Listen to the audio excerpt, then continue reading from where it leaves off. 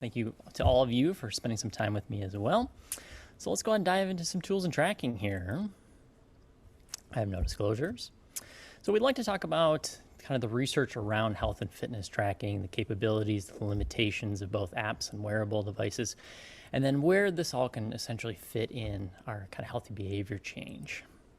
So our first question here is, current research has shown that wearing a fitness tracker can help people lose how much weight? So I'll let you get your responses in. You can see a small amount, a medium amount. They don't lose any weight. Or wearing a fitness tracker has actually been shown to increase a person's weight. I'll give it a couple more seconds. All right. All right, majority of you said a small amount of weight, so we'll talk about that a little bit. That is the correct answer. Second question, the current commercially available wearables now must be certified for accuracy by whom? So the US FDA, the Consumer Technology Association, Underwriters Laboratory, or for none of the above.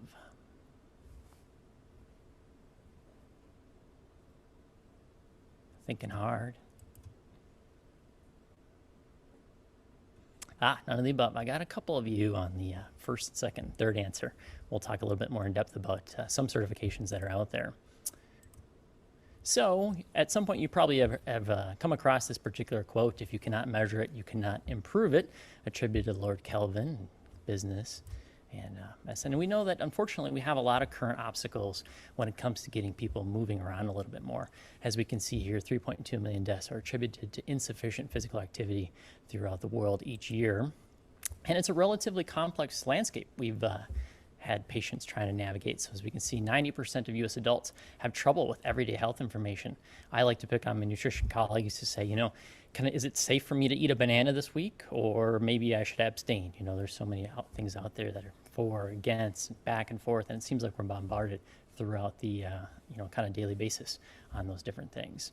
We'll notice that almost 70% of us are trackers. We track at least one health metric throughout the day, but as we can see, almost a majority of us are head trackers.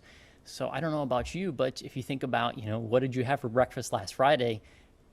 You probably wouldn't quite remember perfectly or most accurately where that is. But almost half of us have stated that tracking has actually changed their overall health approach. The other problem, of course, is when we kind of get further into the physical activity realm is if we ask people, are you physically active? Do you get in those recommendations by the CDC or American College of Sports Medicine? Almost the majority of us say, yes, I'm very active throughout the day. But if we actually quantify that, we'll notice that 3% actually get those recommended guidelines in of activity throughout the day. And besides being a little bit confused, I would say our patients are also very hungry for information. As we can see here, 1 in 20 searches asked Dr. Google about something specific related back to our health. As researchers, we're also very interested in these different devices. Can they help us? Can they help our patients? So we like technology for assessing a lot of these different kind of health metrics because it's relatively objective, it's relatively inexpensive, there's low recall bias, they're very portable throughout our lives, and generally they're more accurate and have less variability than us trying to maybe do some paper tracking.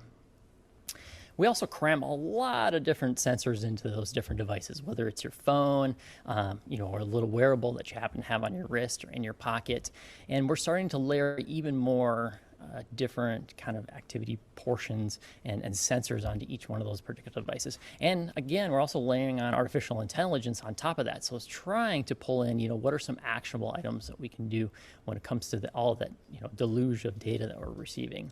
We'll notice that US adults use their phones for about 5.4 hours throughout the day. So they're always around.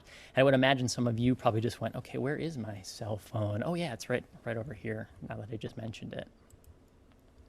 So the two main questions that we get asked pretty regularly is, are these devices accurate? And then a little bit lower on that kind of tonal is, will they actually help